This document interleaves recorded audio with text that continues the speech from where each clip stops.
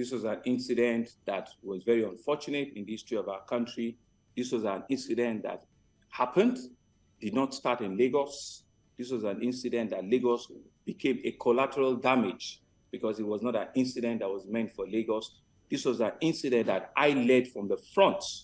In all of the 3 weeks while that incident was going on, I led everything from the front. I did the very first in terms of leadership and administration to bring about a peaceful, end of that unfortunate incident. I identified with all of them. I led to understand and to appreciate what their yearnings, what their requests were.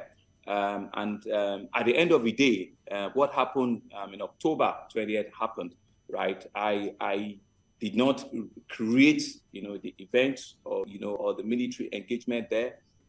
For people that understand and know what the constitutional rules are, it was not in the remit in any form of a sitting. There have been several, speeches. There have been several events that have pointed to the fact that a governor do not even have such powers or such remit at all.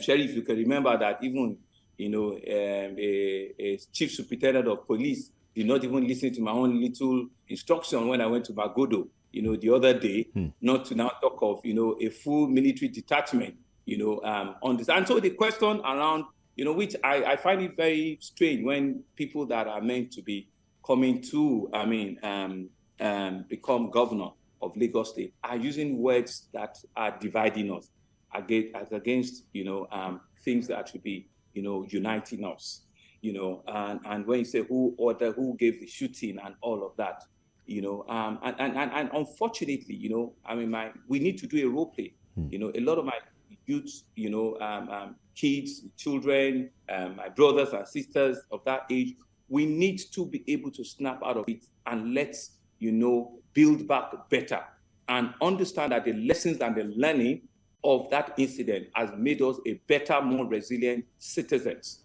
right? And I mentioned too that everybody that has come out, in any form to say that, there has been injured or injury, right? I have paid them, there've been compensation that have been given to all of the injured people that have come up.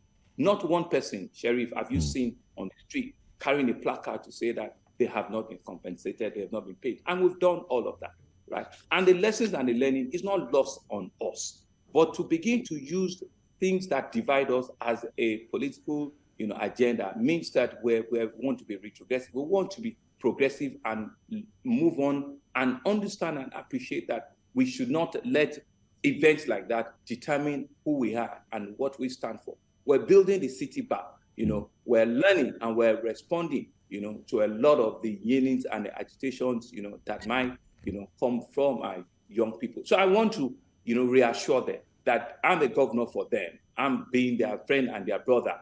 I've been the one that has listened to them the most. I've been the one that has carried them along the most. I've been the one that has given them an opportunity in tech business, giving them opportunity in the creative industry, in the music industry, in the sports industry. And that is what we're talking about. That is the competitiveness, the comparative edge, that we're talking about, that one has been able to create. All of the jobs were created on infrastructure, right? It's all about that. It's all about the youth. It's all about giving them the opportunity. There are several of my young people that are working, living in Lagos, but their principal, their offices are in Canada and the US.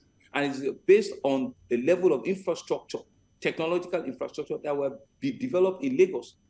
We've given the backbone for tech startups to come to Lagos, for hyperscale, data center to be set up in Lagos.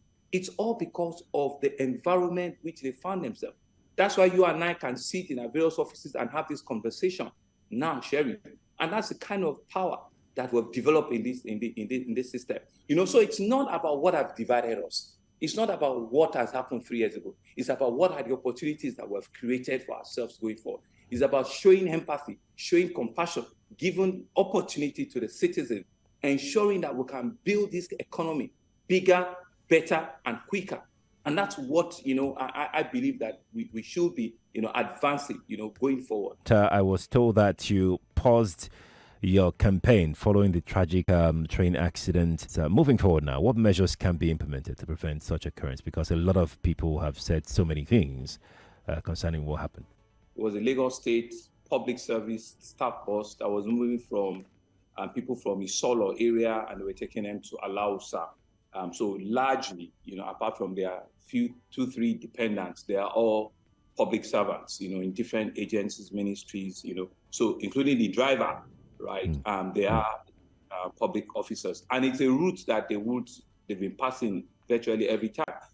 As into the reasons that led to it, we could say it was purely a human error. It was a misjudgment of the driver who did not listen or err on the side of caution when the signaling, the physical signalization guys were on ground and have advised, vehicles to stop. I was told that he actually swerved out of line and he felt he could beat the oncoming train. So it was a completely wrong human judgment error. And these kind of things that you don't even pray to happen when you're in an aircraft. Very unfortunate. And I dare say that the driver, he's also, I think he's in hospital now. Initially, he didn't feel anything, but he's also in hospital. But so how do we prevent and guard, against such things? From the experts, what they've said is there are about 3 levels, at ensuring grid level crossing. How real infrastructure are built in the world all over, about 3 levels of control. One is the physical barrier. When I mean physical barrier, is maybe you have an overpass. So you have an infrastructure barrier where you have a bridge and there'll be train, moving under. That's the most desired. That's the physical barrier. Then you have other ones which will have like a gate, a gated barrier where when a train is coming, you actually gate the thing. Then the third one, you have signalization, which could be traffic light, traffic signal, which will show a stop, And I think there is an hybrid, which is where you have a physical person, a human being who flags down with flags and all of that, right? And they will be able to control vehicular movement. I think is the last one that we'll have at that station. And NRC, which is Nigerian Railway Corporation, are the owners of the rail, and they are the owners of so they are the ones that are running the place right now. Interestingly, that is the corridor for our own future red line as well. So we do not want to abstain ourselves from the future usage of that rail track. We're working on the red line, and the red line is from Ibutemeta all the way to Agbado. So it will fly on that rail corridor as well. And that will have a quicker headroom. So one of the lessons that we've taken away is that we will need to wrap up our infrastructure, as in the real physical infrastructure, to avoid any vehicular or human contact with rail. And Sheriff, that's why a lot of people don't know. We're building concurrently 5 overhead bridges that our rail infrastructure will pass. And I'll quickly go over them. Yeah. There is one we have at Ibutemeta. We're building a bridge, a full vehicular bridge at Ibutemeta. It's about 80%, 85% completed. We're building one at Yaba. Yaba is about 95% completed, vehicular bridge, so that there is no contact at all. Number 3, we're building one at Mushin, Mushin to Unipan. We're building one. That's the third one. We're building one at Ikeja along, which is a massive, big, bridge infrastructure that you see by Ikeja local government. That's what we call Ikeja along. And the last one we're building at Ayola Koka, which is at Iju.